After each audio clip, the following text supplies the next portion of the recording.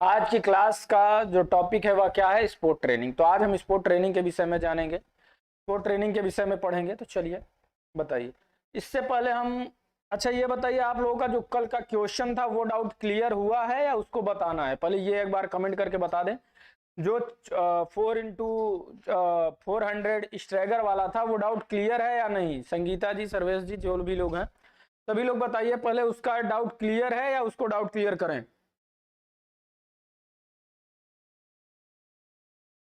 क्योंकि अभी doubt clear कर दे, नहीं बाद में समय नहीं मिलता है तो फिर चले जाते हैं, ठीक है ना? क्योंकि लास्ट में फिर काफी स्पीड से क्वेश्चन कराना पड़ता है। तो जल्दी से बताइए पहले। सर्वेश जी का क्लियर है, और बताइए। संगीता जी ने क्वेश्चन वो पूछा था तो उनका बताइए, क्लियर है? अच्छा, हीरा लाल राठौर का नहीं क्लियर है, नहीं क्लियर है। 1057 ही होता है। चलिए देखिए कैसे होता है, उसको मैं एक बार समझा देता हूँ, फिर इस पे चलता हूँ। अगर मैं बात करूं आप लोगों से, यही मैं समझा देता हूं, ठीक है ना? इसी पे समझा देता हूं। क्या फिर नया बोर्ड है क्या? हाँ चलो, ऊपर है देखो। अगर मैं इसकी बात करूं तो देखिए क्या होता है, हमेशा याद रखिएगा जब भी। तो अगर मैं बात करूंगा आपके किसकी, अगर मैं बात करूंगा जब आपका क्या होता है, उसको कहते हैं कि 4x100 मीटर। तो 4x100 मीटर जो होता है उसमें फुल स्टैगर दिया जाता है। लेकिन जब 4x400 होगा, क्या 4x100 मीटर होगा तो क्या होगा? वहां पे फुल स्टैगर होगा। लेकिन 4x400 होगा तो वहां पे स्टैगर का फार्मूला क्या होता है? वहां पे जब आपसे पूछा जाएगा कि स्टैगर का फार्मूला क्या होता है, तो वहां पे स्टैगर का फार्मूला होता है WN-1। क्या होता है? WN-1 minus 10 centimetre. ठीक, यहां पे क्या हो जाता है? 3 पाई हो जाता है। क्या हो जाता है? 3 पाई हो जाता है, प्लस DED हो जाता है, डायगोनल एक्सिस डिस्टेंस जिसे बोलते हैं, DED। तो देखो ये जो होता है, ये आपका कब 3 पाई क्यों होता है इसे समझो। 4x400 जब होता है तो 4x400 में एक लेन की बाध्यता होती है। कितने लेन की? एक लेन की बाध्यता होती है। इसके अलावा आधा कर्व की, मतलब टोटल इसमें क्या होता है, एक बार जब चक्कर लगाता है तो उस समय लेन की, पहला जो आपका धावक होता है वही क्या करता है, उसी को केवल लेन की बाध्यता होती है। दूसरे वाले से बाद में फिर क्या आता है, वो डायगोनल एक्सिस से अंदर सभी पहले लेन में आ जाते हैं। तो अगर इसमें बात करें हम, तो इसमें क्या होता है, तो जब ये इस तरीके से होता है मान लो, ठीक,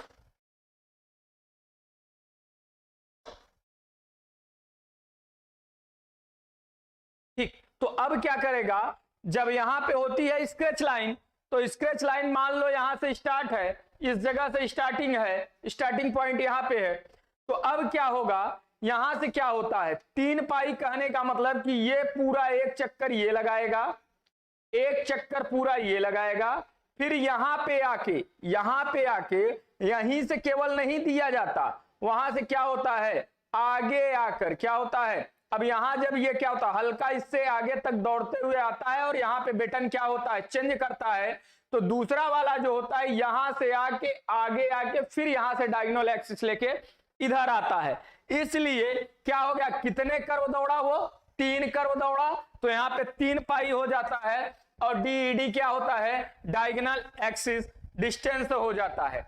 तो हम ये कह सकते हैं कि full stagger plus half stagger, क्या एक चीज ये कह सकते हैं, full stagger plus half stagger plus diagonal axis distance. तो फुल स्टैगर की अगर मैं बात करूं तो फुल स्टैगर कितना हो जाता है, तो फुल स्टैगर पहले लेन के लिए होता है 7.04 होता है, प्लस हाफ स्टैगर है, हाफ स्टैगर कितना होता है, 3.52 होता है, प्लस DED कितना होता है, 0.008 होता है, 008 होता है। अब इन सबको तुम क्या कर लो, इन सबको आप सब जोड़ लो। तो जब इन सबको आप जोड़ोगे तो कितना आएगा, 10 पॉइंट, कितना आएगा, 10.57 मीटर आएगा। तो यही जो 10.57 57 मीटर होता है, यही दूसरे लेन के लिए क्या होता है, स्टैगर होता है। सेम इसी तरीके से तीसरे के लिए होगा, सेम इसी तरीके से चौथे के लिए होगा, क्योंकि जो स्क्रैच लाइन होती है, स्क्रैच लाइन वो आगे की तरफ आगे होती है इससे। ठीक, अब स्क्रैच लाइन क्या होती है,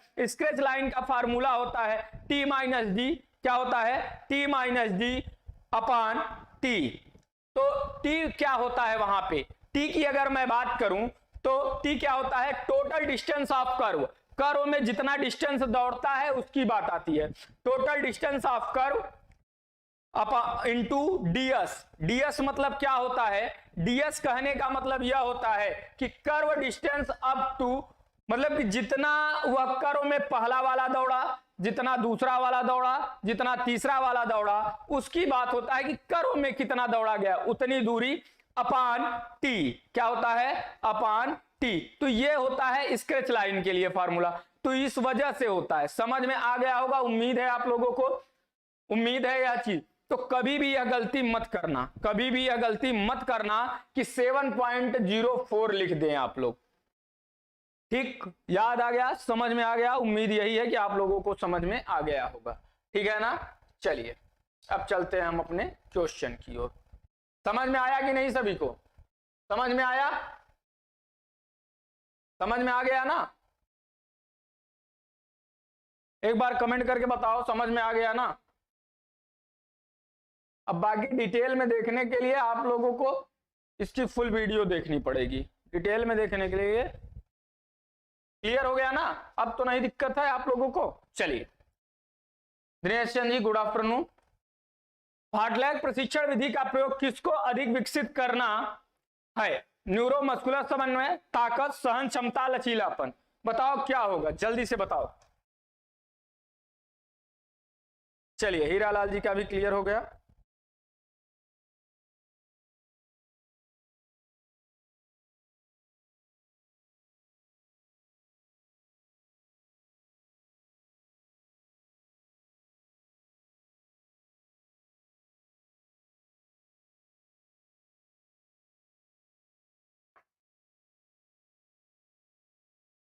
देखिए अगर मैं बात करूं फार्टलैग की, तो फार्टलैग से क्या होता है, सहन क्षमता विकसित की जाती है। क्या होता है, सहन क्षमता के लिए होता है फार्टलैग ट्रेनिंग। और फार्टलैग ट्रेनिंग जो होता है वह क्या होता है, वह अलग अलग जगहों पे कराई जाती है। यह क्या किस भाषा का शब्द है, यह भी पूछता है। तो फार्टलैग जो है किस भाषा का शब्द है, तो याद रखना स्वीडिश भाषा का शब्द है।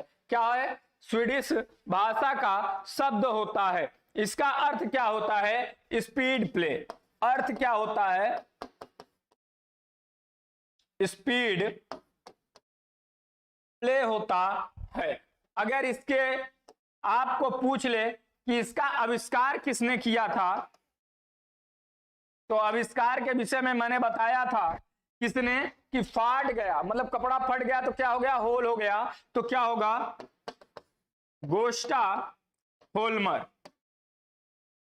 क्या था, गोस्टा होल्मर। इसमें पूछता है कि इसके लिए कौन सा मौसम, कौन सा सीजन सही रहता है। तो अगर मौसम की बात आए कि कौन सा मौसम या सीजन सही होता है, तो याद रखना ऑफ सीजन होता है। क्या होता है, ऑफ सीजन जो होता है वह क्या होता है, स्ट्रेलिंग के लिए क्या होता है, बहुत ही सही होता है। ठीक, इसमें क्या नहीं होता, इसमें जो है गति और चाल, गति और चाल पहले से नियोजित नहीं होती, पहले से नियोजित नहीं होता है। इसमें ऐसा होता है कि आप जो है कभी भी आप इसमें कोई भी चाल या कोई भी गति नहीं निश्चित होती है। आप धीरे धीरे, अचानक से आपको तेज दौड़ने के लिए बोल दिया जाएगा, अचानक से फिर स्लो बोलने के लिए कह दिया जाएगा, कभी यह मैदानों पे चलाया जाएगा, कभी यह घास फूस के उस पे चलाया जाएगा, कभी पानी में ट्रेनिंग दी जाएगी, कभी पता चला पथरीली पटरीली जगहों पे। ठीक, तो ये सारी चीजें होगा। ठीक, तो यह चीजें होती हैं इसमें। अगर आपसे इसमें पूछ ले कि इसमें हृदय की गति कितने तक जाती है, तो हार्ट बीट इसमें जो है 140 से 180 तक चली जाती है। कितना? 140 से लेके 180 तक जब हार्ट बीट चली जाती है तब इसको क्या कर दिया जाता है, इसको रोक दिया जाता है। और यह जो है कितनी देर तक व्यायाम किया जाता है, तो 45 मिनट तक, कम से कम कितने मिनट तक? 45 मिनट तक यह व्यायाम जो है कराया जाता है। ठीक, तो यह आप लोगों को समझ में आ गया होगा। इसे एक चीज और कहते हैं, इसको नेचुरल ट्रेनिंग भी कहते हैं। क्या कहते हैं? नेचुरल ट्रेनिंग भी कहते हैं या नेचर ट्रेनिंग भी कहते हैं। नेचुरल क्यों? क्योंकि यह प्रकृति के बीच में होता है, अलग अलग जगहों पे होता है, इसलिए इसे नेचुरल ट्रेनिंग कहते हैं। तो ये सारी चीजें थी इसके विषय में। चलिए अगले क्वेश्चन पे चलते हैं। अगला क्वेश्चन हमारा क्या कहता है? अगला क्वेश्चन कह रहा है व्यायामों के कितने समय के पश्चात मांसपेशियों से लैक्टिक एसिड दुग्धीय अम्ल हट जाता है? 20 मिनट, 48 मिनट, 3 घंटे, 1 घंटे? जल्दी से बताओ क्या होगा इस क्वेश्चन का आंसर।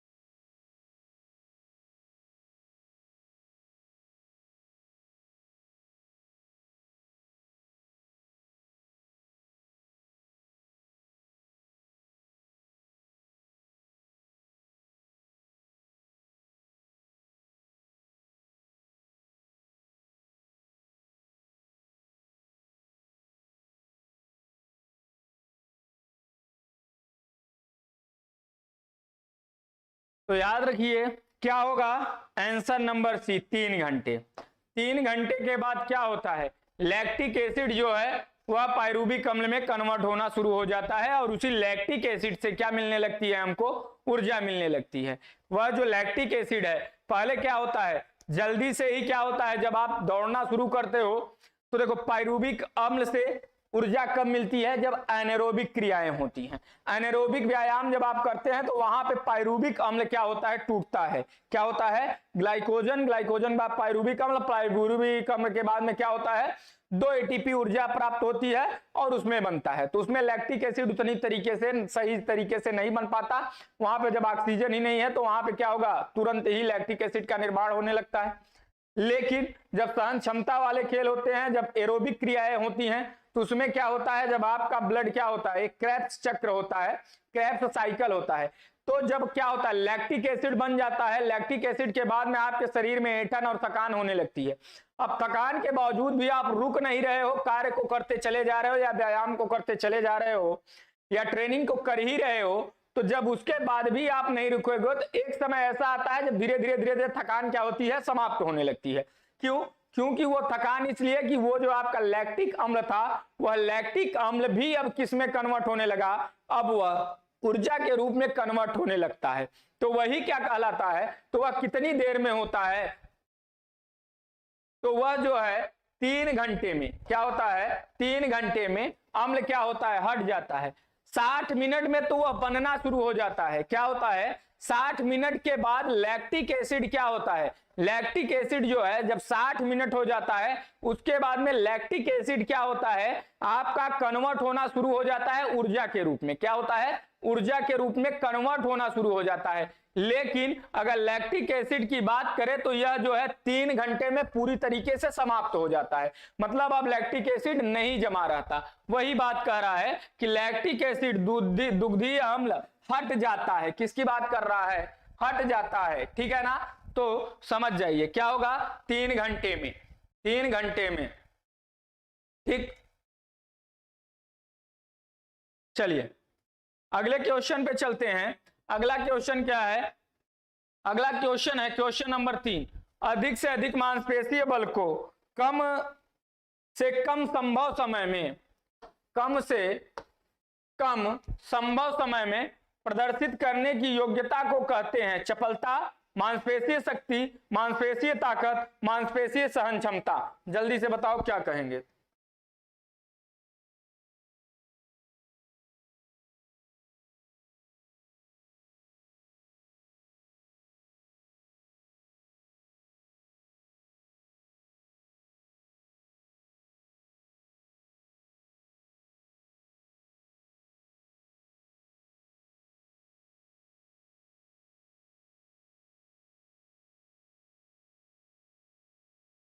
जय हिंद प्रवीण जी।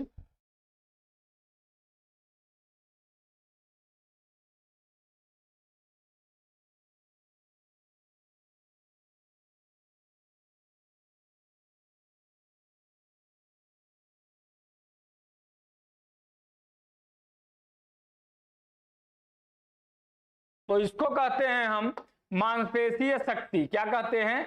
मांसपेशीय शक्ति कहते हैं।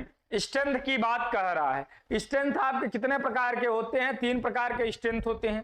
3 प्रकार के स्ट्रेंथ कौन कौन से होते हैं? वह आपका स्ट्रेंथ जो होता है मैक्सिमम स्ट्रेंथ होता है, एक्सप्लोसिव स्ट्रेंथ होता है, स्ट्रेंथ एंडोरेंस होता है। तो यह 3 प्रकार के आपकी शक्ति के प्रकार होते हैं। अधिकतम शक्ति, विस्फोटक शक्ति, शक्ति सहनशीलता। अधिकतम शक्ति क्या होता है? ड्यू टू रेजिस्टेंस, मतलब कि किसी भी रेजिस्टेंस के विपरीत लगने वाले बल को, मतलब इतना बल लगा कि पूरी ताकत के साथ जब एक ही जगह पे बल लगता है तो उसे हम क्या कहते हैं? उसे हम अधिकतम शक्ति कहते हैं। मतलब कि पूरी अपना जोर और जबरदस्ती के साथ सिर्फ एक भाग पे, किसी पर्टिकुलर एक भाग पे जब अधिकतम शक्ति लगाते हो, ममता जी जय हिंद, तो उसे हम क्या कहते हैं? उसे हम कहते हैं शक्ति सहनशीलता। उसे क्या कहते हैं? उसे कहते हैं हम शक्ति सहनशीलता बोलते हैं। उसके बाद अगर हम बात करें, ये तो रहा है आपका शक्ति सॉरी उसको अधिकतम शक्ति। अब आती है विस्फोटक शक्ति। विस्फोटक शक्ति क्या होता है? अचानक से, क्या? अचानक से एक साथ शक्ति लगाने की, मतलब कि एक साथ क्या हुआ? अचानक से, जैसे गाड़ी को धक्का देना हुआ तो क्या करते हो? पूरा एकदम दम लगा के अचानक से ठेलते हो। कहीं कूदना हुआ तो ऐसे ऐसे करके फिर क्या करते हो? अचानक से एक साथ पूरा बल लगा के क्या करते हो? गति के साथ जो आप तुम शक्ति लगा रहे हो उसे कहते हैं विस्फोटक शक्ति, जिसमें स्पीड और क्या होता है आपका स्ट्रेंथ दोनों होता है। उसके बाद क्या होता है आपकी शक्ति सहनशीलता, मतलब थकान के बाद भी जब आप वर्क करते हो तो उसमें जो शक्ति, जो आपकी ताकत यूज होती है उसे हम कहते हैं शक्ति सहनशीलता कहते हैं। ठीक, उसके बाद शक्ति को बढ़ाने के अगर तरीके की बात करें तो आइसोमेट्रिक होता है, आइसोटोनिक क्रिया होती है, आइसोकाइनेटिक प्रकार के मतलब की चीजें होती हैं। तो ये सारी चीजों से आप क्या करते हो? शक्ति को बढ़ाते हो। ठीक, तो चलिए इसके अलावा जैसे भार ट्रेनिंग हुआ तो वेट ट्रेनिंग से भी आप क्या करते हो? शक्ति को ही तो डेवलप करते हो। ठीक, चलो अगले क्वेश्चन पे चलते हैं। अगला क्वेश्चन हमारा क्या कहता है? अगला क्वेश्चन कह रहा है मांसपेशीय संकुचन में ऊर्जा का तुरंत स्रोत है रक्त ग्लूकोज, ग्लाइकोजन, एटीपी, फास्फोक्रेटिनिन। मांसपेशीय संकुचन में ऊर्जा का तुरंत स्रोत है। ऊर्जा किसके रूप में तुरंत ही कार्य करती है?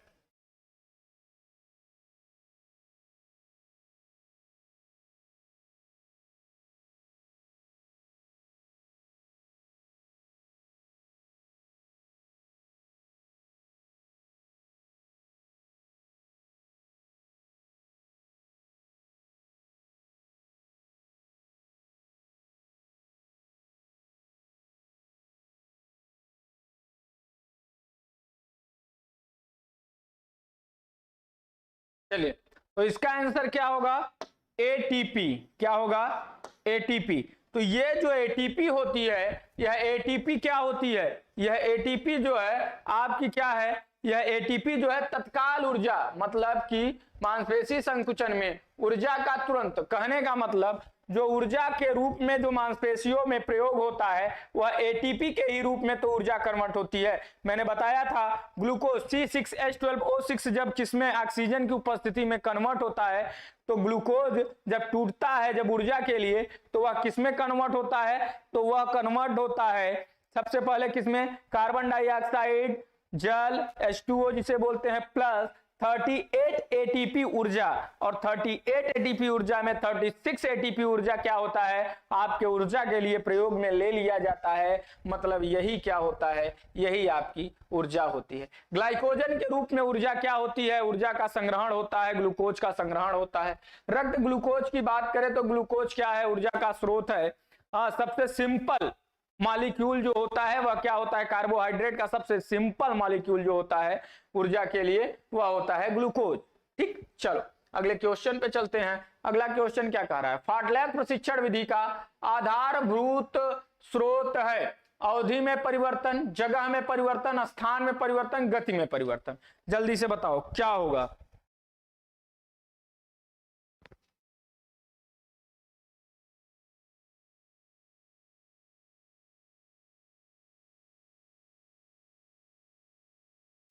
जल्दी से बताओ।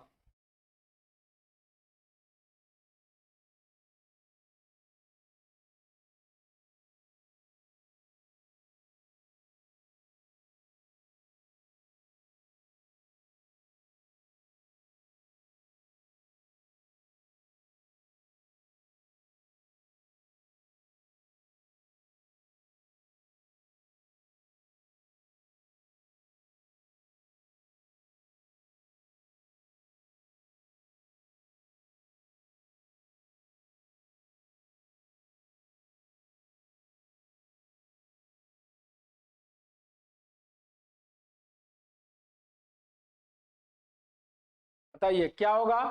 तो अगर इसकी मैं बात करूं तो फाटलैक प्रशिक्षण विधि का आधारभूत स्रोत है अवधि में परिवर्तन, जगह में परिवर्तन, स्थान में परिवर्तन, गति में परिवर्तन। तो फाटलैक प्रशिक्षण में मैंने बताया कि पहले से गति और चाल कभी निश्चित नहीं होती, तो गति में ही परिवर्तन होता है। किसमें परिवर्तन होता है, इसके गति में परिवर्तन होता है, अर्थात गति जो है फिक्स नहीं होती है। स्थान में भी परिवर्तन होता है, ऐसी बात नहीं है, लेकिन स्थान में क्या होगा, मान लो जा रहे हो तो जो ट्रेनिंग का मॉडल है वह बदल सकता है, उसमें कराने की जो गति होती है कभी धीरे धीरे कभी तेज, तो ये चीजें हो सकती हैं। लेकिन जो इसमें मेन बदलता है वह क्या होता है, गति। क्योंकि मैंने बताया चाल जो होती है, स्पीड और गति आपकी जो होती है वह फिक्स नहीं होती है।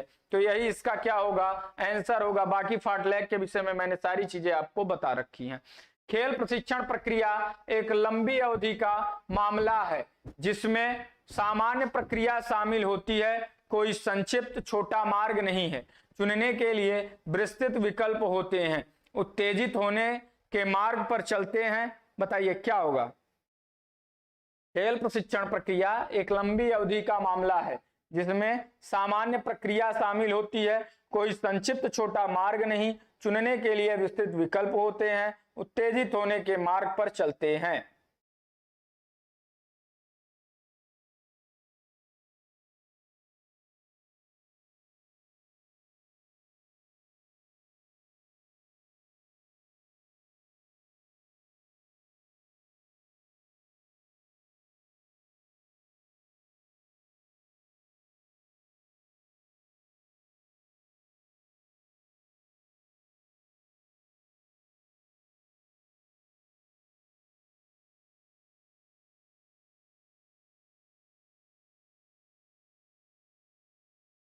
देखो इसमें क्या कह रहा है, खेल प्रशिक्षण प्रक्रिया एक क्या है, एक लंबी अवधि का मामला है। लंबी अवधि का मामला है कहने का मतलब कि स्पोर्ट ट्रेनिंग जो है आप 1 दिन 2 दिन 4 दिन 6 दिन महीने भर 15 दिन में कंप्लीट नहीं कर सकते हो। स्पोर्ट ट्रेनिंग का हमेशा जो है पीरियडाइजेशन जब बनता है तो पूरे 1 साल के लिए बनता है। कितने दिन के लिए, 1 साल के लिए पीरियडाइजेशन बनता है। और वो जो 1 साल का पूरा टाइम होता है उसको किसमें, उसको 3 भागों में बांटा जाता है। किस में, एक बांटा जाता है मैक्रो, दूसरा बांटा जाता है मीजो, तीसरा बांटा जाता है माइक्रो। यह 3 भागों में इसको बांटा जाता है। और ये जो 3 भागों में बांटा जाता है उसमें में 3 फेज होते हैं, जिसमें क्या क्या होता है, जिसमें आपका होता है सबसे पहले आधारभूत कौशल, उसके बाद में फिर प्रतियोगिता काल होता है, फिर क्या होता है, संक्रमण काल होता है। आधारभूत कौशल को ही तैयारी काल कहा जाता है, मतलब सबसे पहले क्या है, तैयारी काल, फिर क्या है, प्रतियोगिता काल, फिर क्या होता है, संक्रमण काल। तो ये 3 फेज उसके होते हैं। तो क्या होता है, एक सीक्वेंस में ये तीनों आते हैं। तो तीनों इतनी जल्दी तो होता नहीं, और कहने का मतलब यह सामान्य प्रक्रिया शामिल होती है, ऐसा तो है नहीं कि यह सामान्य प्रक्रिया होती है। इसमें बहुत सारे मेथड होते हैं, बहुत सारे तरीके होते हैं, कई रास्तों से गुजरना पड़ता है। तो यह तो सामान्य तरीका तो है ही नहीं। जिन लोगों ने ए दिया है आंसर, उन सबका आंसर सही है, मतलब गलत है। लेकिन कोई संक्षिप्त और छोटा मार्ग नहीं है, क्योंकि यह पहले ही कह रहा है लंबी अवधि का मामला है। लंबी अवधि का मामला है, जिसमें क्या होता है, जिसमें कोई संक्षिप्त या छोटा मार्ग नहीं है। इसमें पूरा पूरा हमेशा एक विस्तृत मार्ग है, जो कि एक क्या होता है, एक पूरा टाइम फिक्स होता है, पीरियडाइजेशन इसका सिद्धांत भी है।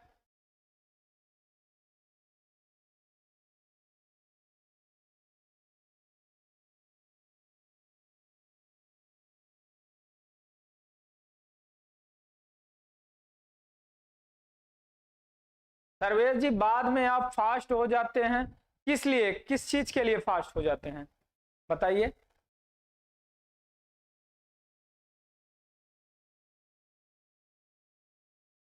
किस चीज के लिए फास्ट हो जाते हैं सर्वेश जी? ठीक, तो ये सारी चीजें क्या होती हैं, यही होता है। चलो अगले क्वेश्चन पे चलते हैं। अगला क्वेश्चन हमारा क्या कह रहा है, अगला क्वेश्चन कह रहा है निम्नलिखित में से किस प्रकार के खेलों में गति को निर्णायक कारक घटक के रूप में देखा जाता है? शक्तिवर्धक खेल, सहन क्षमता खेल, विस्फोटक खेल, प्रिसीशन शुद्धता खेल।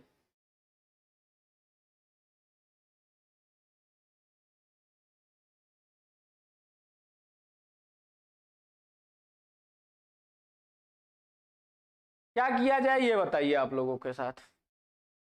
डिस्क्राइब न करें, क्वेश्चन पढ़ाते चलें, बता दीजिए, आप ही लोग बता दीजिए, उसी हिसाब से चलेंगे। अब हम अपने से कुछ नहीं करेंगे, बताइए क्या किया जाए ये बताओ। डिस्क्राइब किया जाए या न किया जाए, समझाया जाए या न समझाया जाए, केवल आंसर लगा के आगे बढ़ चलते हैं। बता दीजिए आप लोग।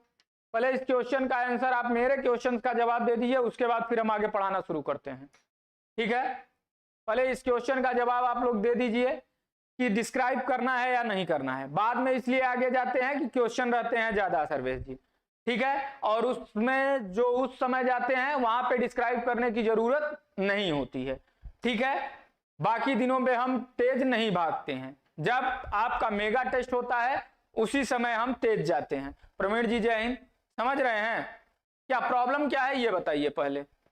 कभी अगर 30 से 29 क्वेश्चन हो जाता है तो प्रॉब्लम होती है। कभी अगर मैं कहता हूं कि ये और किसी चीज की बात है, तेज हो जाऊं तो प्रॉब्लम, धीरे हो जाऊं तो प्रॉब्लम। चीजें क्या है वे बताइए। संतुलित हो के क्या चलें ये बता दीजिए। संतुलित क्या, हम कोई इंसान है, ठीक है ना, कोई वो नहीं है कि संतुलित होके चले। संतुलित क्या, संतुलित मतलब क्या है, अब इसमें कौन सा संतुलित होके चलना है, हाँ कैसा संतुलित होके चलना है सर, आप ही बता दीजिए, उस हिसाब से हम संतुलित हो जाएं।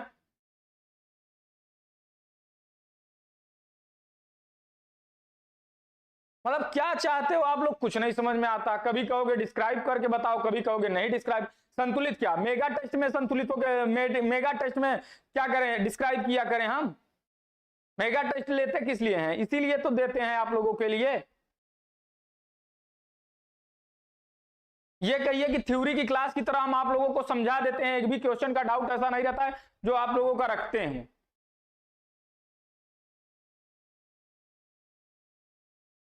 और आप लोग हैं कि आप लोगों का कोई वही नहीं है।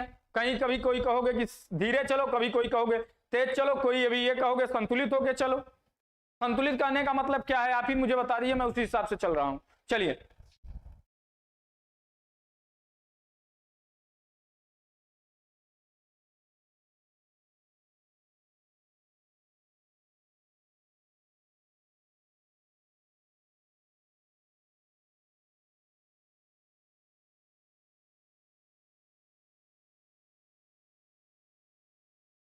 या तो कहां फास्ट है यार, मुझे ये नहीं समझ में आ रहा मैं फास्ट कहां पे हूं।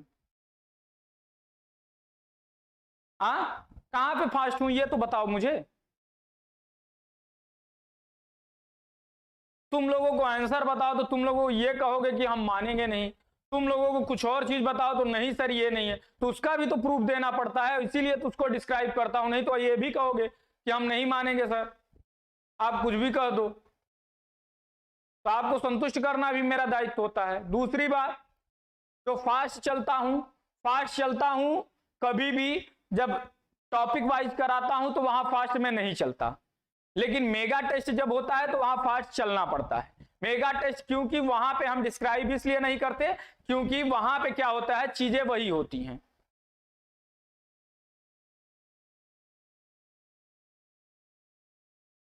क्या प्रॉब्लम क्या है, 2-4 दिनों से मैं देख रहा हूं प्रॉब्लम्स आ रही हैं आप लोगों में, क्या सामंजस्य, क्या मुझसे कोई प्रॉब्लम है तो बता दो, जिसको दिक्कत हो।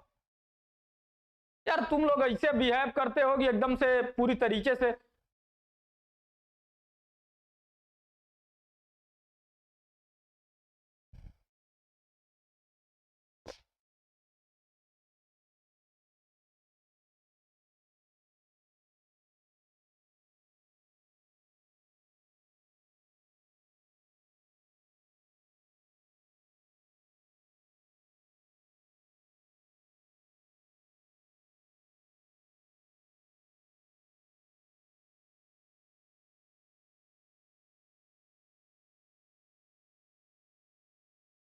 न पढ़ने का मूड रहा करे आप लोगों का तो मुझे बता दिया करिए कि पढ़ने का मूड नहीं है सर, मत पढ़ाइए, क्लास मत लीजिए।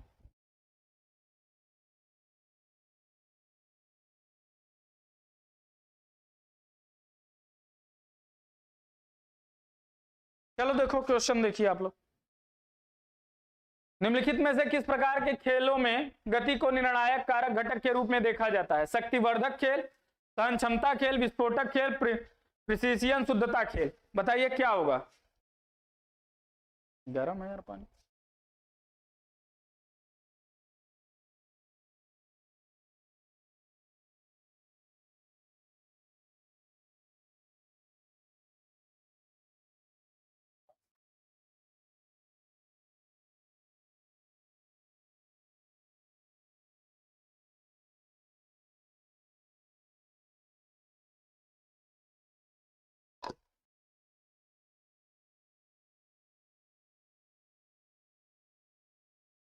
लोगों की तरह खाना पूर्ति नहीं करते कि 1 घंटे में हम क्लास करा के चले जाए।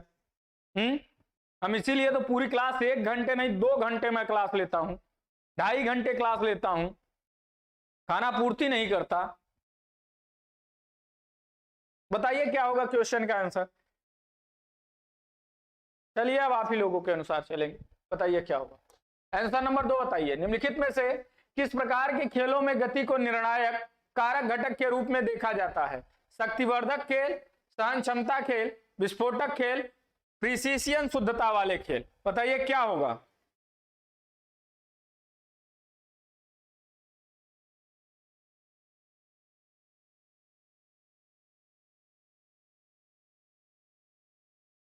तो क्या होगा, निम्नलिखित में से गति को निर्णायक कारक घटक के रूप में देखा जाता है किसमें? विस्फोटक खेल में। विस्फोटक खेल जो होते हैं उसमें क्या होता है, उसमें गति और शक्ति दोनों होती है ना, तो शक्तिवर्धक खेल में तो सिर्फ शक्ति देखी जाएगी, लेकिन गति को देख रहा है कि गति जो है निर्णायक कारक के रूप में।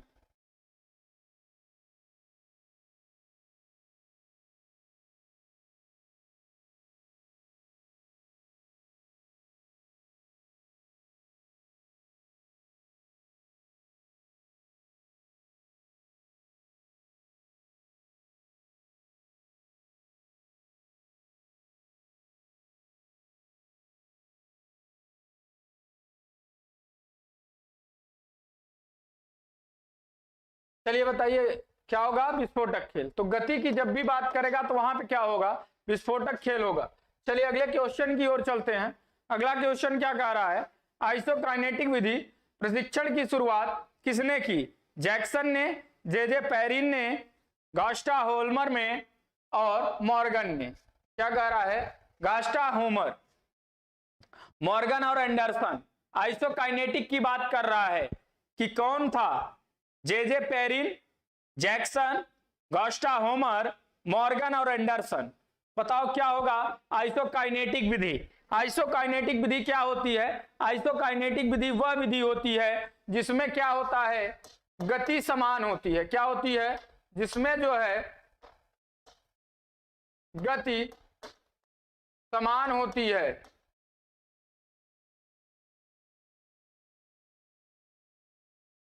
क्या होती है, जिसमें गति समान होती है। इसके साथ ही साथ अगर हम बात करें कि गति तो समान होती ही होती है और इसमें क्या यूज होता है, तो याद रखना आइसोकाइनेटिक में हमेशा मशीन का यूज होता है। किसका, मशीन का यूज होता है। मतलब कहने का मतलब किसी भी क्या होते हैं, इसमें जो है उपकरण का यूज होता है। किसका, उपकरण का यूज होता है। उपकरणों के माध्यम से क्या करते हैं हम, जो है अपनी शक्ति को वृद्धि करते हैं। इसके साथ ही साथ अगर इसके उसकी बात करें कि इसकी शुरुआत किसने की थी, तो याद रखना जब मशीन की बात आती है तो मशीन क्या करता है, पेड़ देता है, इसलिए उसे हम क्या कहते हैं, जे पेरिन बोलते हैं। तो काइनेटिक जे पेरिन। आइसोटोनिक की बात करें तो जिसमें टोन क्या है, समान है, मतलब टोन मतलब तनाव, तनाव समान होगा तो आइसोटोनिक होगा। आइसोमेट्रिक में क्या होगा, लंबाई समान होगी। इसके साथ ही साथ आइसोटोनिक किसने बनाया, लीडोने ने, और आपके आइसोमेट्रिक किसने बनाया,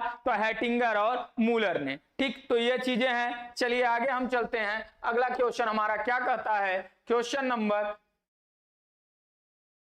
9, हृदय प्रणाली को निम्न द्वारा सहन क्षमता स्पर्धाओं में प्रदर्शन के लिए बेहतर तरीके से प्रशिक्षित किया जा सकता है। यौगिक व्यायाम, एनारोबिक व्यायाम, एरोबिक व्यायाम, बिलास्टिक व्यायाम। अब आज से मैं अपने अनुसार पढ़ाऊंगा, सीधी सी बात है, एक फंडा मेरा सुन लो, आज से मैं पढ़ाऊंगा अपने ही अनुसार, चाहे आपको दिक्कत हो या ना हो। ठीक, किसी को अगर दिक्कत होता है तो वो हमसे बात कर सकता है। ठीक, लेकिन क्लास में आप डिस्टर्ब नहीं करेंगे, कोई भी हो। पढ़ाऊंगा मैं अब अपने ही अनुसार, ठीक है ना।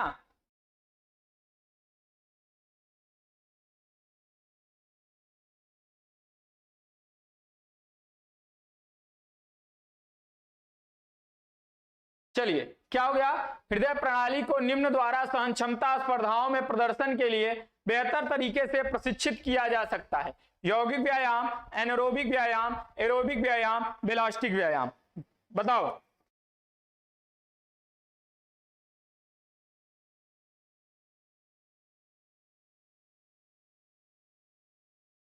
तो क्या होगा, बिल्कुल एरोबिक व्यायाम। एरोबिक व्यायाम क्या होता है, एरोबिक व्यायाम वह व्यायाम होता है जिसमें क्या होता है, ऑक्सीजन की उपस्थिति में व्यायाम कराया जाता है। कहने का मतलब कि जिसमें क्या होती है, सहन क्षमता क्या होती है, विकसित होती है। जो काफी देर तक व्यायाम किए जाते हैं उनको क्या कहते हैं, हम एरोबिक बोलते हैं। एनारोबिक की बात करें तो एनारोबिक व्यायाम वह व्यायाम होते हैं जो ऑक्सीजन की अनुपस्थिति में होते हैं। कहने का मतलब जो पायरुविक एसिड की उपस्थिति में किए जाते हैं, या ये हम कह सकते हैं जिसमें स्टोर ऊर्जा या पायरुविक एसिड जिसमें कार्य करती है, वह व्यायाम एनारोबिक व्यायाम कहते हैं। जिसमें ऊर्जा के रूप में कौन कार्य करता है, पायरुविक एसिड कार्य करता है। या हम ये कह सकते हैं जो काफी कम समय के लिए व्यायाम किए जाते हैं उन्हें एनारोबिक व्यायाम कहते हैं।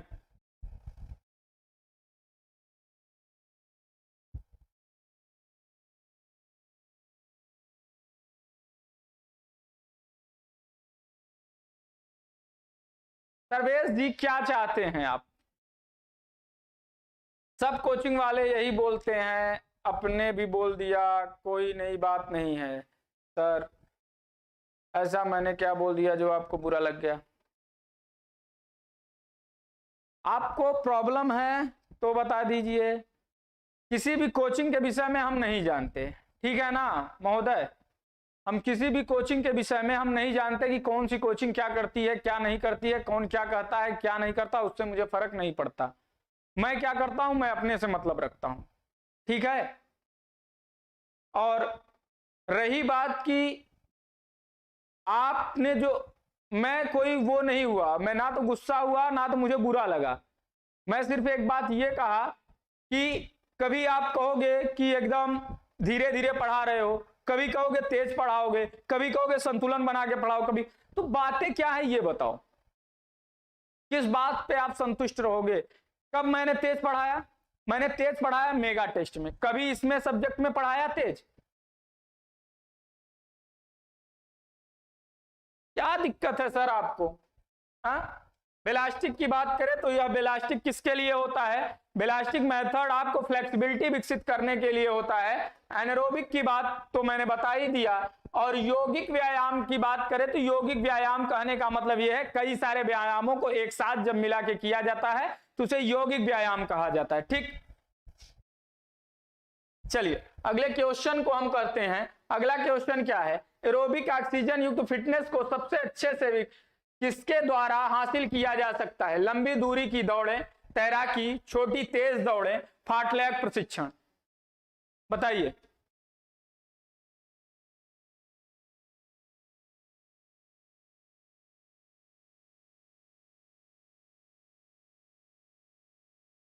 पढ़ लीजिए, न पढ़ने का मन हो तो बता दो, बंद करके मैं चला जाऊं। अब बहस मत फांदो आप लोग, ठीक है? चलिए आप सब लोग पढ़िए। यार थोड़ा दिमाग ठंडा करके पढ़ो ना, दिक्कत क्या है? आराम से पढ़ो, आज पेपर थोड़ी ना हो रहा है, पेपर में अभी टाइम है ना, तो क्यों दिक्कत ले रहे हो? पढ़ाना मेरा काम है ना, सारी जिम्मेदारी मेरी है ना। अभी अगर न छुड़वा दे क्वेश्चन, नहीं आएगा तब भी मुझे गाली दोगे कि पता नहीं क्या क्या करवाया गया, क्या पढ़ाया, ये भी करोगे। अब आप, मुझे पता है सिलेक्शन नहीं होगा तो मेरे ही सर पे भंडा फोड़ोगे कि पता नहीं क्या पढ़ा दिया था, नहीं हुआ। अब प्रैक्टिस बेस से सिलेक्शन होने लगे तो फिर कॉन्सेप्ट पढ़ने की जरूरत क्या है? जब मैं पूरा कॉन्सेप्ट के साथ पढ़ा रहा हूं, ये सोचो कि मैं खुद ही चाह रहा हूं कि आपका किसी भी प्रकार से न छूटे।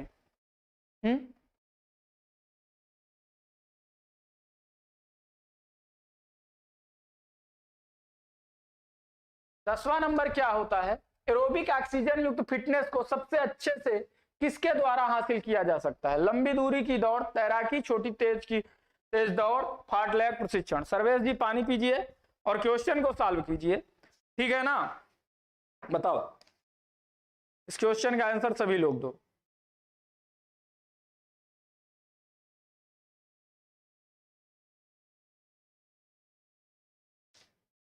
क्या होगा? एरोबिक ऑक्सीजन युक्त फिटनेस को सबसे अच्छे से किसके द्वारा हासिल किया जा सकता है? तो किसके द्वारा? याद रखना, लंबी दूरी की दौड़। यह क्वेश्चन कई बार पूछा गया है। और वहां पे क्या होता है? वहां पे तैराकी भी दिया रहता है, छोटी तेज दौड़, फाटलैग प्रशिक्षण। तो कहीं कहीं उसको आंसर तैराकी मान लिया है, लेकिन ऐसा नहीं है। वहां पे मैंने आपको बताया था लंबी दूरी की दौड़ ही आप हमेशा मानोगे।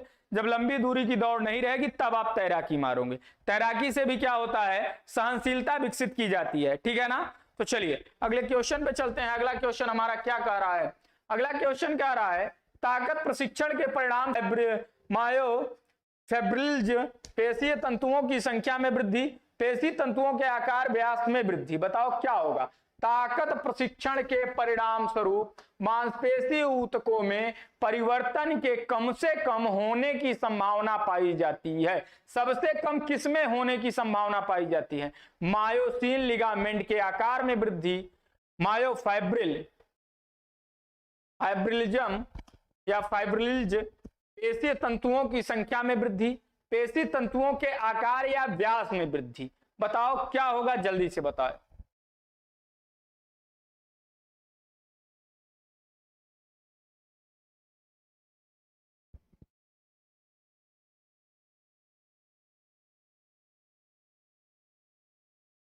चलिए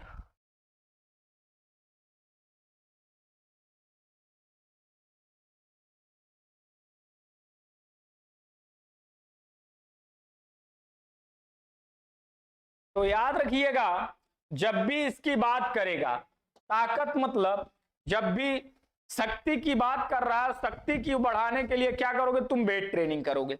तो शक्ति की बात कर रहा है, तो इसमें क्या होगा, मायोसिन लिगामेंट्स स्नायु बंध में बढ़ोतरी बिल्कुल बढ़ता है। जब भी आप बात करोगे डोले सोले निकलते हैं तो मसल्स बढ़ेंगी, तो उसी तरीके से क्या होगा, लिगामेंट और वो भी बढ़ेगा।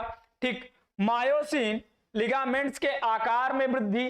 अब देखो, जो लिगामेंट का आकार होता है उसके आकार में वृद्धि नहीं होगा, स्नायु बंध की तो बढ़ोतरी होती है। ठीक, मतलब कि हम ये कह सकते हैं कि जो लिगामेंट्स होते हैं उसमें तो वृद्धि होती है, लेकिन लिगामेंट्स की संख्या में वृद्धि होगी, उसके जो फाइबर्स होंगे उसमें वृद्धि होगी, लेकिन मायोसिन की, जो मायोसिन है उस मायोसिन के आकार की वृद्धि नहीं होगी, वह आकार वैसे ही रहेगा, उसके आकार में वृद्धि नहीं होगा। मायोफाइब्रिल मतलब पेशीय तंतुओं की संख्या में बिल्कुल, वो तो भाई जायज सी बात है, जब वृद्धि होगा तभी तो डोले फोले निकालते हो। तंतुओं के आकार व्यास में वृद्धि, बिल्कुल यह भी बात सही है कि उनके आकार और व्यास, आकार जो होता है तंतुओं का, जो आकार होता है उनके व्यास, व्यास क्या होगा, वह मोटा होता है। जो धागे होंगे वह धागे मोटे हो जाते हैं, फाइबर वैसे होते हैं तो पतले रहेंगे। जैसे दुबले आदमी का निकालोगे तो उसका क्या रहेगा, उसका जो फाइबर तंतु होगा वह पतला होगा, लेकिन एक मोटे आदमी का निकालोगे तो उसका फाइबर्स क्या होंगे, उसके फाइबर्स मोटे होंगे। तो क्या होगा, इसका आंसर नंबर बी होगा, मायोसिन लिगामेंट्स के आकार में वृद्धि नहीं होती है, उसका आकार मायोसिन का वैसे ही रहेगा। चलो 12 नंबर क्या कह रहा है, स्ट्रेंथ शक्ति प्रशिक्षण का एक सामान्य अनुकूलन है, मांसपेशी फाइबर की संख्या में वृद्धि, एक प्रकार का दो प्रकार की मांसपेशी फाइबर में रूपांतरण, अधिकतम बढ़ोतरी होती है पहले टाइप 1 की फिर टाइप 2 फाइबर क्षेत्र में, सार्कोमेयर्स की सामान्यतर रूप से बढ़ोतरी। स्ट्रेंथ शक्ति, शक्ति प्रशिक्षण का एक सामान्य अनुकूलन है, जल्दी से बताओ।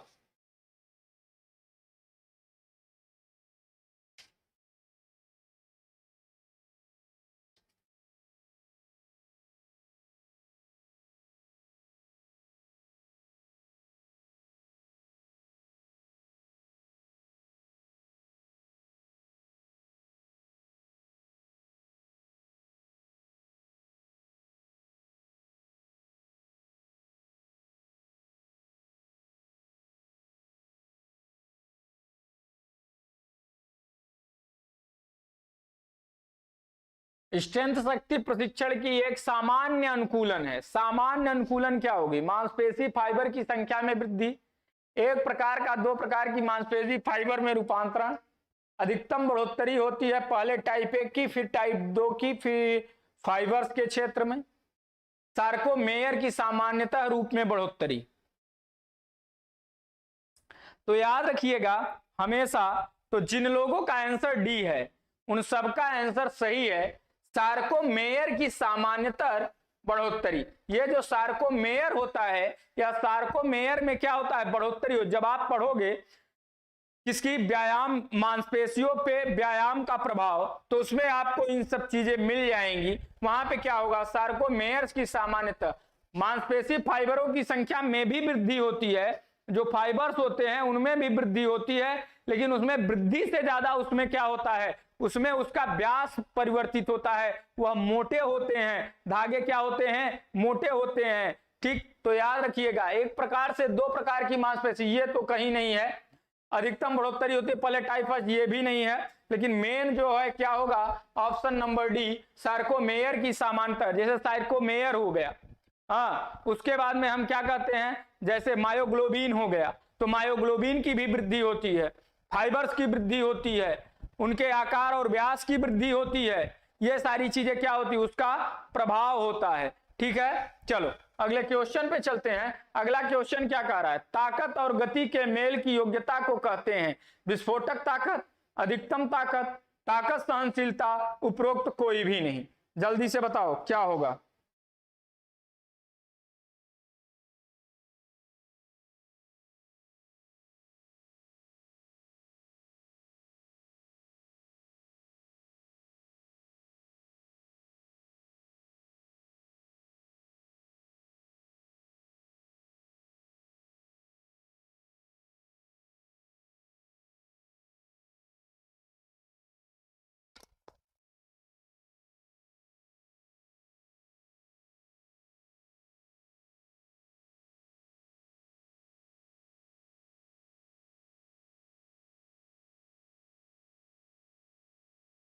तो ताकत और गति का जो मेल होता है उसे हम क्या कहते हैं, विस्फोटक ताकत कहते हैं। क्या कहते हैं, उसे हम विस्फोटक ताकत कहते हैं। तो विस्फोटक ताकत जो होता है वह किसका मेल होता है, वह शक्ति का और गति दोनों के मेल, दोनों का संयोजन जो होता है वह होता है आपका विस्फोटक ताकत। ठीक, यह शुरू से ही बताते आ रहा हूं।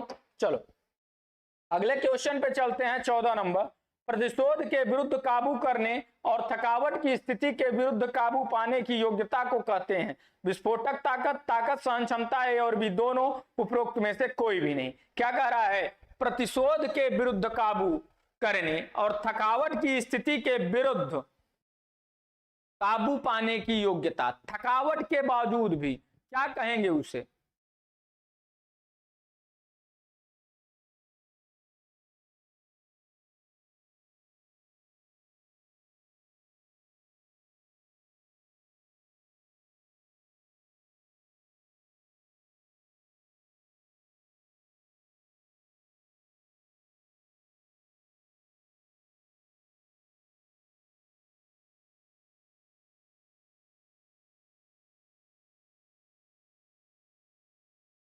ताकत सहन क्षमता कहते हैं।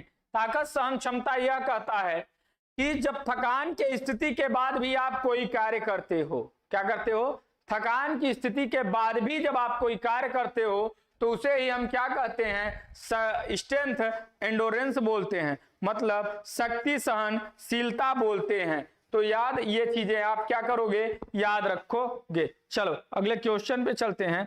अगला क्वेश्चन हमारा क्या कहता है, अगला क्वेश्चन कह रहा है अंतराल प्रशिक्षण विधि के लिए सबसे उपयुक्त सीजन ऋतु है। ऑफ सीजन, मध्य सीजन, प्रतियोगिता काल, उपरोक्त में से कोई भी नहीं। जल्दी से बताओ, अंतराल परीक्षण की बात हो, प्रशिक्षण की बात हो रही, इंटरवल ट्रेनिंग की बात हो रही है, जल्दी से बताओ।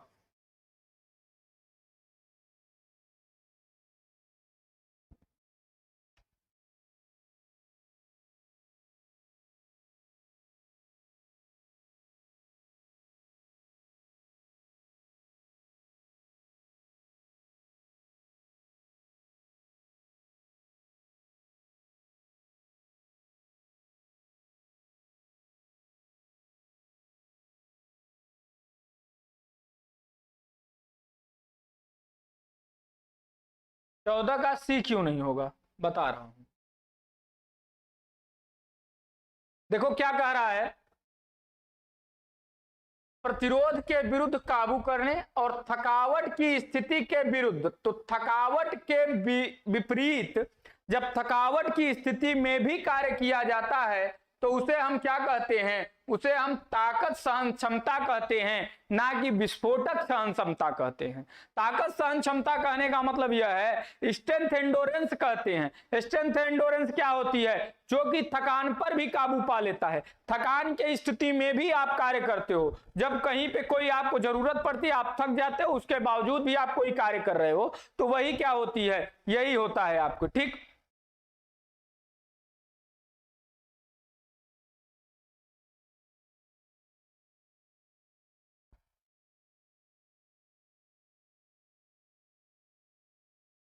विस्फोटक शक्ति भी तो शक्ति सहनशीलता कहलाती है। विस्फोटक शक्ति जो होती है, विस्फोटक शक्ति जो होती है वह शक्ति सहनशीलता नहीं कहलाती। इस शक्ति के तीन भाग, शक्ति के तीन भाग, शक्ति के कितने बेटे, तीन बेटे हैं। शक्ति के तीन बेटे हैं।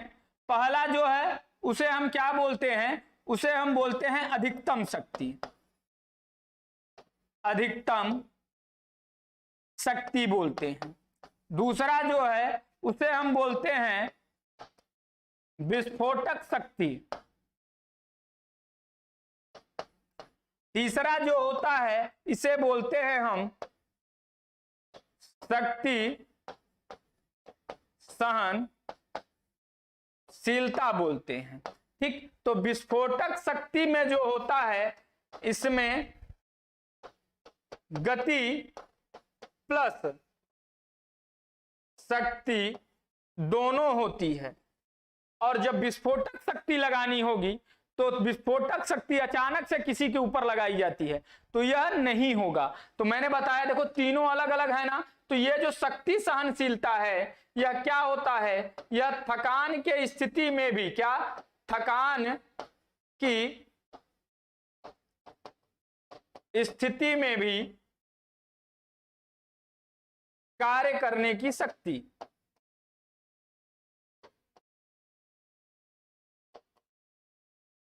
ठीक, समझ में आया, समझ में आया संगीता जी। चलो देखो अंतराल प्रशिक्षण विधि के लिए, अब अंतराल प्रशिक्षण विधि के लिए सबसे उपयुक्त सीजन कौन सा होता है, तो उसका होगा मध्य सीजन। याद रखिएगा, आप सीजन की जब बात करेगा तो आप सीजन के लिए होता है फार्टलैग। मैंने क्या बताया था, फार्टलैग विधि होती है, मतलब फार्टलैग विधि होती है। और मध्य सीजन जो होता है, यह मध्य सीजन जो होगा यह किसके लिए होता है, यह होता है अंतराल प्रशिक्षण के लिए। किसके लिए, अंतराल प्रशिक्षण के लिए। और इसी को क्या कहा जाता है, इसी अंतराल प्रशिक्षण को ही क्या बोला जाता है, ऑर्थोडॉक्स बोला जाता है। क्या, ऑर्थोडॉक्स विधि बोला जाता है। ऑर्थोडॉक्स के साथ साथ ही इसे क्या बोला जाता है, टेरिस मेथड भी बोला जाता है। क्या बोला जाता है, टेरिस मेथड भी बोला जाता है। और यह जो अंतराल प्रशिक्षण होता है यह किसके लिए होता है, यह सहनशीलता के लिए होता है। अगर आपसे यह पूछ ले कि इसका आविष्कार किसने किया था, तो आविष्कार की बात जब अब भी आएगी तो मैंने बताया था इंटरवेल हो गया, कहां चल, घर चल, तो क्या हो जाएगा, रेंजले एंड क्या, ग्रेस्चलर होगा। कहीं कहीं यह कब होगा, जब विकिला ऑप्शन में नहीं होगा। क्या, विकिला, इंटरवेल हो गया केलाला, मतलब विकिला ऑप्शन में नहीं होगा। तब जब विकिला ऑप्शन में नहीं होगा तब रेंजले एवं ग्रेस्चलर होता है। याद रखिएगा ये सारी चीजें। ठीक, चलो रेंजले और ग्रेस्चलर, और जब रेंजले और ग्रेस्चलर नहीं होगा तब वहां पे क्या होगा, विकिला होगा। याद रखिएगा। चलो अगले क्वेश्चन पे चलते हैं। अगला क्वेश्चन क्या कह रहा है, स्लो कॉन्टिन्यूअस, फास्ट कॉन्टिन्यूअस और फार्टलैग विधि किसके प्रकार हैं, अंतराल विधि के, दोहराव विधि के, ताकत प्रशिक्षण के, कॉन्टिन्यूअस निरंतर विधि के। जल्दी से बताओ किसके होंगे।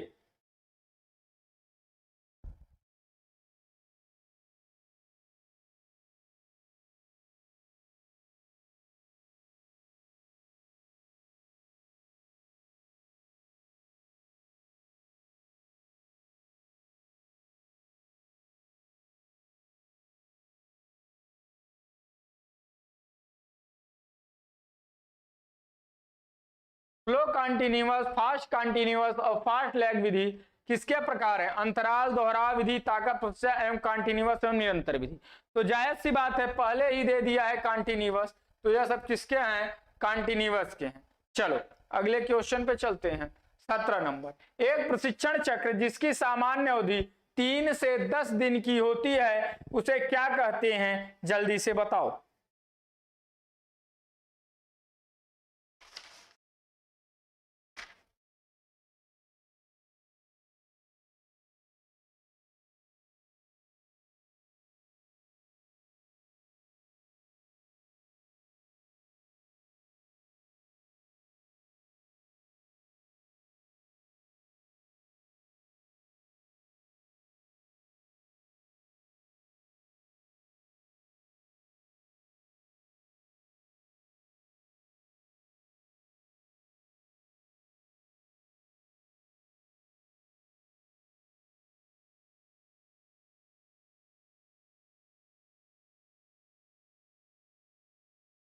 चलो अगर मैं बात करूं इसकी, तो क्या कह रहा है, एक प्रशिक्षण चक्र जिसकी अवधि कितनी है, उसकी 3 से 10 दिन। 3 से 10 दिन। तो सिर्फ आप बहुत ज्यादा कंफ्यूज मत होना, बस इतना याद रखो, दिन, महीना,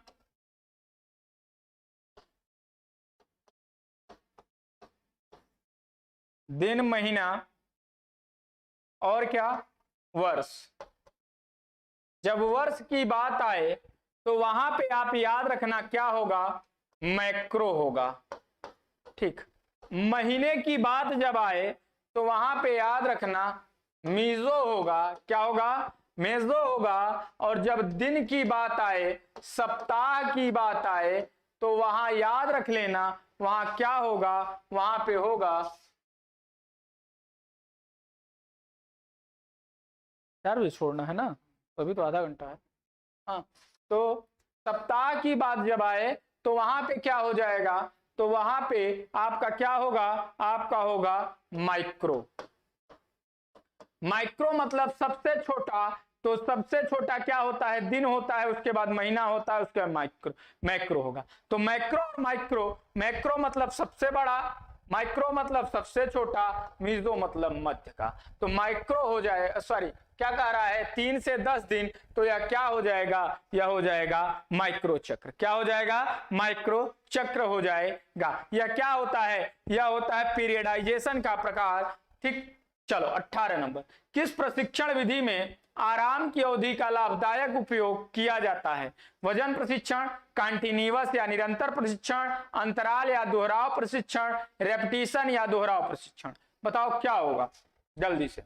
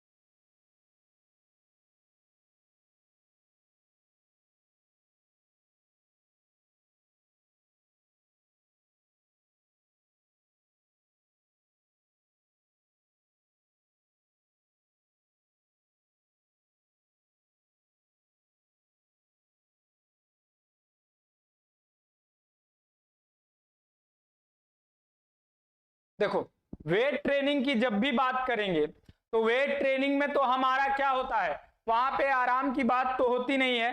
वेट ट्रेनिंग सीधे सीधे शक्ति के लिए क्या होता है, उपयोगी होता है। तो यहां शक्ति की बात तो कर नहीं रहा है, तो इसको हम नहीं लेंगे। कंटिन्यूअस या निरंतर प्रशिक्षण की बात कर रहा है, तो कंटिन्यूअस का मतलब ही होता है कंटिन्यूअस। वहां पे तो क्या होगा, वहां पे आराम की तो बात हो ही नहीं रही है कि यहाँ पे आराम भी होगा। लेकिन अंतराल या दोहराव प्रशिक्षण की जब हम बात करेंगे, इंटरवल की बात करेंगे, तो इंटरवल में हम क्या करते हैं, क्या कह रहा है, आराम की अवधि का लाभदायक उपयोग किया जाता है। मतलब आराम की अवधि का आप क्या कर रहे हो, आप जो है लाभदायक उपयोग कर रहे हो। तो मतलब रिकवरी मतलब 120 तक जाएगी, 120 से 130 तक जाएगी, और आप क्या कर लोगे,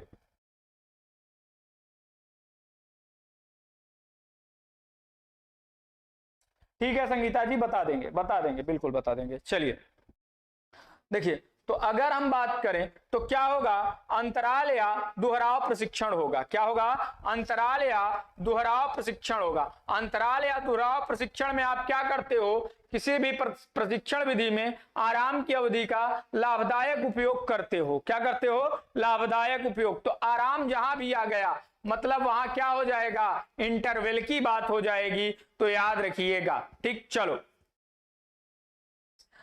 निम्नलिखित में से कौन एक खेल प्रशिक्षण सिद्धांतों को नहीं बनाए रखता है। खेल प्रशिक्षण का सिद्धांत, खेल प्रशिक्षण के सिद्धांत कौन कौन से होते हैं आगे बताएंगे। नहीं बनाए रखता, निरंतरता का सिद्धांत, यहां भार होगा, भार की प्रगति का सिद्धांत, गतिविधि की मितव्यता का सिद्धांत, नियमित अंतराल, साइक्लिसिटी में प्रशिक्षण। तो क्या होगा जल्दी से बताओ, क्या होगा।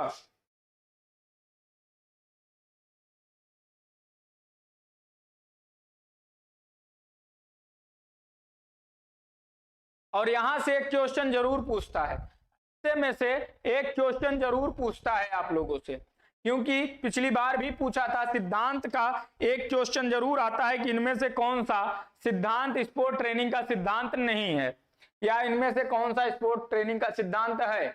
तो क्या होगा, गतिविधि की मितव्यता। तो जिन लोगों ने क्या दिया है, गतिविधि की मितव्यता, वही नहीं होगा। कंटीन्यूअस, निरंतरता की बात करता है, तो बिल्कुल स्पोर्ट ट्रेनिंग का सिद्धांत कहता है कि अगर आप ट्रेनिंग कर रहे हो तो वह उसमें कंटिन्यूटी होनी चाहिए। यह नहीं कि या एक दिन कर लिए 4 दिन आराम कर रहे हो, तो नहीं, निरंतरता होनी चाहिए। भार की प्रगति, बिल्कुल यह कहा जा रहा है कि लोड को क्या करना चाहिए, लोड को धीरे, प्रोग्रेसिव, लोड प्रोग्रेसिव की भी बात करता है, भार प्रगति की बात करता है कि धीरे धीरे लोड को आगे की ओर बढ़ाना चाहिए, एडाप्टेशन की तरह, मतलब जैसे जैसे एडाप्ट होता जाए। फिर नियमित अंतराल या साइक्लिसिटी में प्रशिक्षण, तो मतलब साइक्लिसिटी भी होना चाहिए। साइक्लिसिटी की भी बात करता है कि क्या होता है, साइक्लिसिटी की यह बात करता है कौन, जो आपका यह डी नंबर होता है, ठीक, यह भी कहता है। लेकिन गतिविधि की मितव्यता की बात आए तो यह नहीं होगा।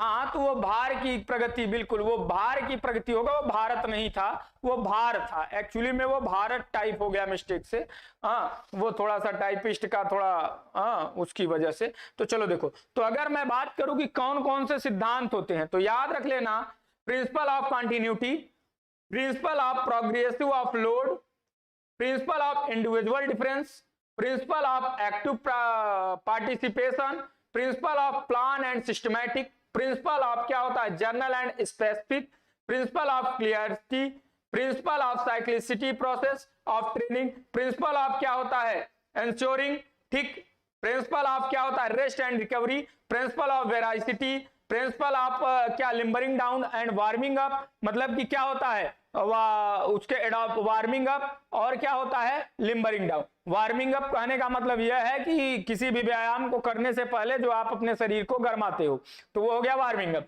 लिम्बरिंग डाउन क्या होता है, शरीर के व्यायाम के बाद जो कार्य होता है और उसमें क्या, लैक्टिक एसिड की मात्रा को कम करने तथा शरीर को क्या करना, अनुकूलित करना ही क्या कहलाता है आपका, या कैसे। कोई बात नहीं, कोई बात नहीं सर्वेश जी, कोई बात नहीं, चलिए। उसके बाद क्या कह रहा है, principle of load and adaptation, principle of periodisation. ये सारी चीजें क्या हैं, यह सब जो है आपके क्या हैं, इसके सिद्धांत हैं, ठीक। चलो अगले क्वेश्चन पे चलते हैं। अगला क्वेश्चन हमारा क्या कहता है, अगला क्वेश्चन कह रहा है, कारक जो निर्धारित करते हैं विभिन्न तरीके की गति प्रदर्शन वे हैं, विस्फोटक ताकत, नर्वस सिस्टम की गतिशीलता, मांसपेशी रचना, उपरोक्त सभी। कारक जो निर्धारित करते हैं विभिन्न तरीके की गति प्रदर्शन वे हैं, क्या करता है, गति के प्रदर्शन को जो निर्धारित करता है वह कौन कौन से कारक हैं।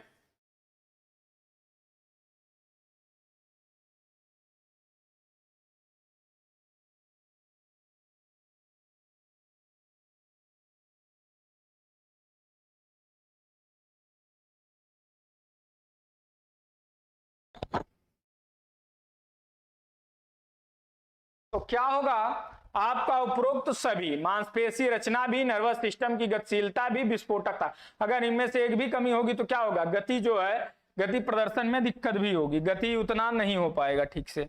चलो 21 नंबर क्या कह रहा है, थकावट या थकान के प्रति प्रतिरोध क्षमता को कहते हैं ताकत कहते हैं, गति कहते हैं, सहन क्षमता कहते हैं, चपलता कहते हैं, क्या कहते हैं, जल्दी से बताओ।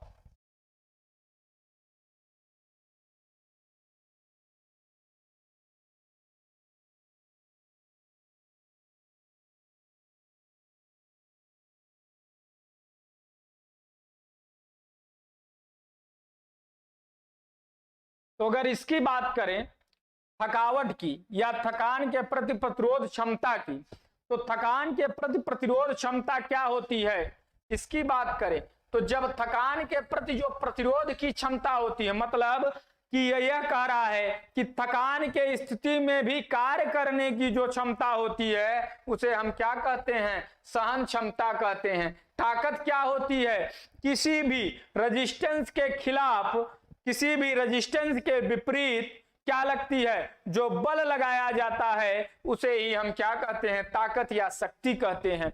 गति की बात करें तो गति क्या होती है, गति की अगर हम बात करें तो यह जो गति होती है यह आनुवांशिक होती है, या कभी भी इसका एक क्वेश्चन पूछता है इनमें से ऐसा कौन सा कंपोनेंट है फिजिकल फिटनेस का जिस पर कि ट्रेनिंग का बहुत ज्यादा प्रभाव नहीं पड़ता, तो वह है गति ही। यह कहा जाता है कि जो तेज धावक हैं वह जन्मजात होते हैं, वह पैदा ही तेज धावक होते हैं, जैसे उसेन बोल्ट के लिए बोला जाता था।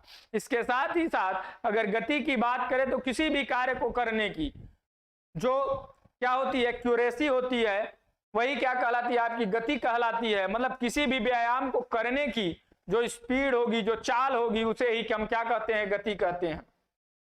चपलता क्या होती है, चपलता मतलब एजिलिटी। एजिलिटी या चपलता को अगर हम बात करें तो चपलता वह होता है जो कि आपको क्या, गति के समय, गति की स्थिति में दिशा परिवर्तन, क्या गति की स्थिति में दिशा परिवर्तन की जो दर होती है उसे ही हम क्या कहते हैं, चपलता या एजिलिटी कहते हैं। चलो अगले क्वेश्चन पे चलते हैं। साइबेक्स मशीन का गठन किस सिद्धांत पर आधारित है, आइसोटोनिक, आइसोमेट्रिक, आइसोकाइनेटिक, उपरोक्त में से कोई भी नहीं। जल्दी से बताओ, अभी थोड़ी देर पहले मैंने आप लोगों को इस क्वेश्चन को डिस्क्राइब भी किया था, बताइए।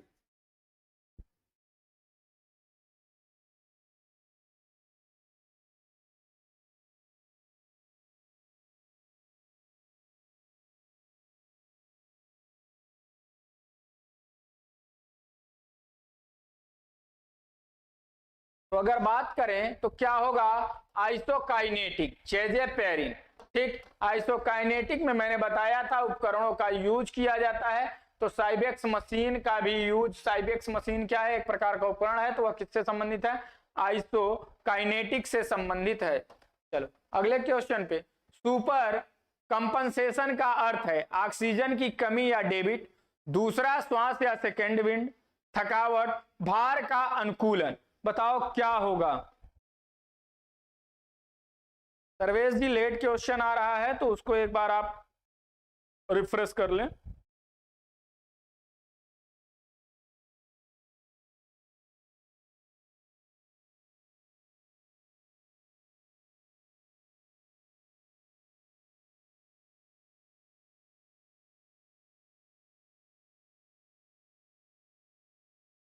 अगर इसकी मैं बात करूं सुपर कंपनसेशन की, तो सुपर कंपनसेशन क्या होता है, भार का अनुकूलता। भार का अनुकूलता कहने का मतलब, सुपर कंपनसेशन को अगर मैं समझाऊं तो सुपर कंपनसेशन का मतलब ये हो गया, मान लो आपने कार्य किया, पहली बार कार्य किया, यहां तक गए, फिर आपको थकावट आ गई, फिर डिक्रीज होने लगा, डाउन हो गया, फिर आपने आराम किया, दोबारा पुनः जब आप कार्य स्टार्ट करोगे तो उस समय क्या होगा, जब आप दोबारा कार्य स्टार्ट करोगे तो उस समय क्या होगा, आराम के बाद, तो अब यहां तक नहीं जाएगा, अब यह आराम के बाद एडॉप्ट कर लेगा बॉडी, यहां तक तो एडॉप्ट कर लेगा, अब इससे ज्यादा ही होगा। दोबारा पुनः जब आप कार्य करना शुरू करोगे तो यह इससे भी ऊपर जाएगा। तो यहां के बाद जो यहां से और यहां तक, मतलब जो भार का क्या है, एडॉप्टेशन है, मतलब कि जो भार अब क्या कर रहे, देखो इसमें इतना ही तक हुआ, इसमें यहां तक गया, इसमें यहां तक गया, मतलब यहां से यहां के बीच में जो ये ऊपर बढ़ा हुआ भाग है, यही क्या होता है, अनुकूलन के बाद जब आपकी शरीर यहां तक एडॉप्ट कर ली, उसके बाद में दोबारा इसके ऊपर ही जाएगा, तो यही क्या होता है, यही सुपर कंपनसेशन होता है। एक सिंपल सी भाषा में मैं आपको समझा दिया, तो यही क्या हुआ, भार का अनुकूलन। जब भार अनुकूलित हो गया तो यहां तक तो आप आराम से चले जाएंगे, इसके ऊपर अब जब बढ़ेंगे तब आपको थोड़ा बहुत थकान लगेगा, तिबारा फिर यहां तक में क्या हो जाएगा, अडॉप्ट कर ली है आपकी शरीर, अब तिबारे में यहां तक एकदम आराम से चले जाएंगे, उसके ऊपर जाएंगे तब आपको थकान लगेगी, इसी तरीके से बढ़ता चला जाता है। इसी को हम क्या कहते हैं, सुपर कंपनसेशन कहते हैं। तो सुपर कंपनसेशन क्या होता है, भार का अनुकूलन होता है। कहीं कहीं लोग क्या कर देते हैं, रिकवरी को भी लिख देता है ऑप्शन में, और लोग रिकवरी लगा देते हैं, तो रिकवरी नहीं होता, याद रखना हमेशा, संक्रमण काल का मतलब होता है रिकवरी।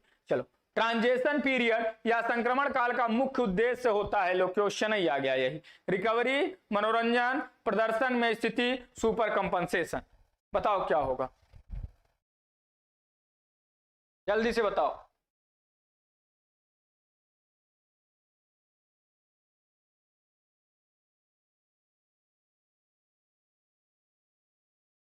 तो क्या होगा, ट्रांजिशन पीरियड अभी मैंने बताया, ट्रांजिशन पीरियड या संक्रमण काल, यह काल जो है प्रतियोगिता काल के बाद का समय होता है। इसमें क्या होता है, इसमें एकदम नॉर्मली व्यायाम कराया जाता है। इसमें क्या होता है, इसका मतलब ही होता है कि अपना रिकवरी करना। क्या करना, रिकवरी करना।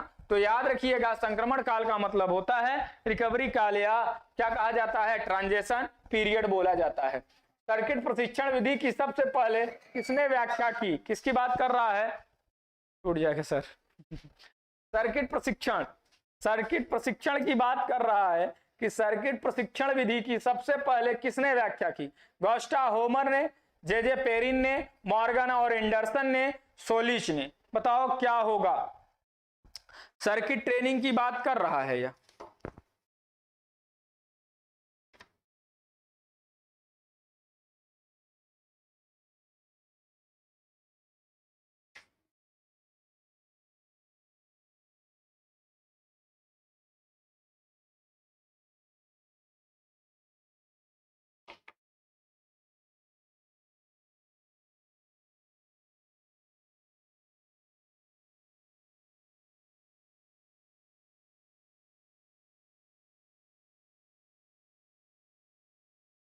देखिए, अगर मैं सर्किट ट्रेनिंग की बात करूं तो सर्किट ट्रेनिंग जो था, सर्किट से मैंने आपको याद कराया था कि सर्किट कब होगी, जब दो तारों को साथ में मिलाकर दोगे, ऐड कर दोगे, और जब दोनों क्या होगा, शॉर्ट सर्किट होगा तो आदमी क्या हो जाएगा, मर जाएगा।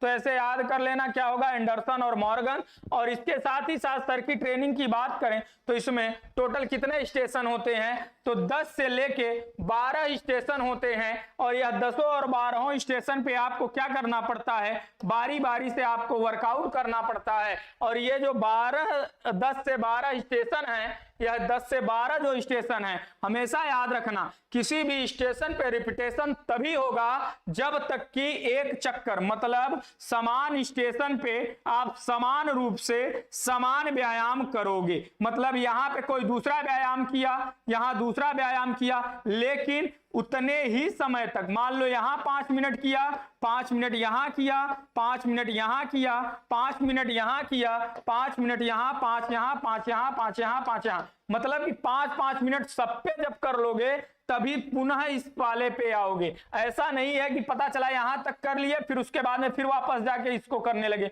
या इसको कर लेंगे, नहीं। हम जब तक पूरा चक्कर, पूरा एक सर्किट या परिपथ नहीं पूरा करेंगे तब तक नहीं हम इसको क्या करेंगे, हम दूसरे पे नहीं जाएंगे। इससे क्या विकसित होता है, तो इससे जो है शक्ति और सहनशीलता, क्या सहनशीलता मुख्यतः रूप से विकसित किया जाता है। लेकिन इसमें क्या होता है, इसमें बहुत सारे व्यायाम होते हैं तो सारी चीजें विकसित की जाती हैं, लेकिन मुख्य रूप से जो होता है वह शक्ति और सहनशीलता के लिए यह होता है। चलो अगले क्वेश्चन पे चलते हैं। 26 नंबर, ट्रांजिशनल संक्रमणकालीन अवधि के दौरान तीव्रता और मात्रा रखनी चाहिए। ट्रांजिशनल मतलब, कहने का मतलब संक्रमण काल की बात कर रहा है, आपका ऐसे समय की बात कर रहा है, ऐसे सिचुएशन की बात कर रहा है जब प्रतियोगिता काल के बाद का समय होता है। मतलब कि आप क्या होता है, प्रतियोगिता काल कहने का मतलब यह है कि आपका जो क्या होता है, जो आपका टूर्नामेंट है या किसी भी प्रकार का कोई आयोजन है, तो उसके बाद का जो समय होता है उसकी बात कर रहा है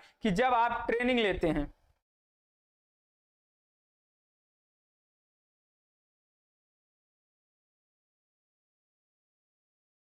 ठीक, तो ये जो होता है इसको हम क्या कहते हैं, ट्रांजिशन संक्रमणकालीन अवधि के दौरान तीव्रता और मात्रा क्या होती है, मैंने बताया है कि कम रखनी होती है। क्या होती है, लो होता है, कम रखनी होती है। ठीक, चलो 27 नंबर, शरीर के ऊपर बार बार तनाव और लगातार अतिभार का परिणाम क्या होता है।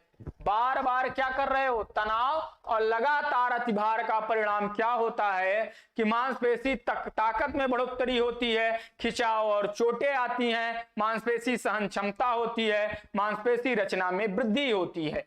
क्या कह रहा है, बार बार जब आप तनाव दोगे और लगातार क्या करोगे, अतिभार मतलब ओवरलोड दोगे, तो क्या समस्याएं आ सकती हैं, जल्दी से बता दो।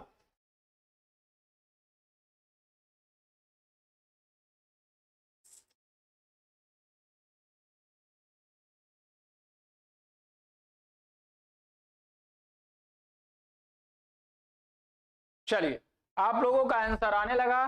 तो अगर मैं बताऊं तो क्या होगा, जब बार बार अचानक से आप दोगे तो क्या होगा, खिंचाव होगा। खिंचाव के साथ साथ क्या होगा, चोट भी लग सकती है, चोट लगने की संभावना होती है। अगर यही इसीलिए कहा जाता है, एडाप्टेशन का रूल चलता है, इसीलिए क्या करता है, लोड प्रोग्रेशन का रूल चलता है, मतलब सिद्धांत चलता है। इसीलिए क्या चलता है, लोड ऑप्टिमम का सिद्धांत चलता है, कि मतलब कि लोड को अधिकतम क्या करोगे तुम, एकदम अचानक से अधिक नहीं कर दोगे। ऑप्टिमम लोड हमेशा देना चाहिए, मतलब मध्यम क्रम का लोड हमेशा देना चाहिए। जब प्लेयर उतना एडॉप्ट कर ले, अनुकूल हो जाए उसके, तब फिर धीरे से क्या करना चाहिए, लोड को बढ़ाना चाहिए। अचानक से लोड अगर आप रोज बढ़ाते रहोगे तो उसमें चोट भी लग सकती है, खिंचाव भी आ सकते हैं।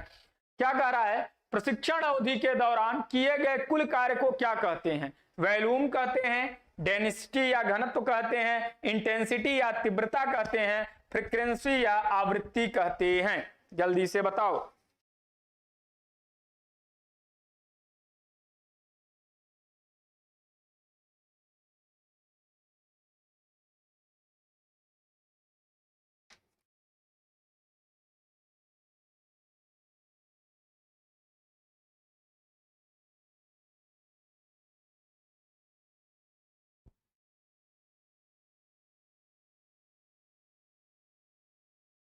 तो क्या कहेंगे, वॉल्यूम या आयतन कहते हैं। कुल कार्य जो होता है वह वॉल्यूम या आयतन होता है। तथा हो गया, पब्लिक है क्या, चलिए। तो ठीक उसके बाद में जब क्या होता है, इसके बाद जब उसकी स्पीड जो होती है उसे हम क्या कहते हैं, उसे हम कहते हैं इंटेंसिटी या तीव्रता कहते हैं। ठीक, चलिए। तो अगर कोई एथलीट बिना कुछ खाए सुबह ही तेज दौड़ना लगना शुरू कर देता है, तो पहला सबस्टेंट जिसका प्रयोग ऊर्जा के लिए होगा वह क्या होगा, वसा होगा, कीटोन बॉडी होगा, ग्लाइकोजन प्रोटीन होगा। इसका आंसर आप हमें क्या करोगे, कमेंट करके दोगे। ठीक, एक क्वेश्चन ये छोड़ के जा रहा हूं। दूसरा क्वेश्चन आपको यह है कि गतिविधि की गति पर नियंत्रण करना शामिल है, क्या होगा। और तीसरा क्वेश्चन ये रहा है आपके लिए 31 नंबर, गति को विकसित करने की एक अच्छी प्रशिक्षण विधि विकसित होती है। इन तीनों क्वेश्चन का आंसर आप हमें क्या करोगे, कमेंट करके दोगे। तो आज की क्लास को हम यहीं तक रखते हैं, कल फिर आप लोगों से मुलाकात करते हैं नए क्वेश्चंस के साथ तथा इन क्वेश्चंस के विषय में भी जानते हुए। तो आज की क्लास को हम यहीं तक रखते हैं, तब तक के लिए बाय बाय, थैंक यू, धन्यवाद।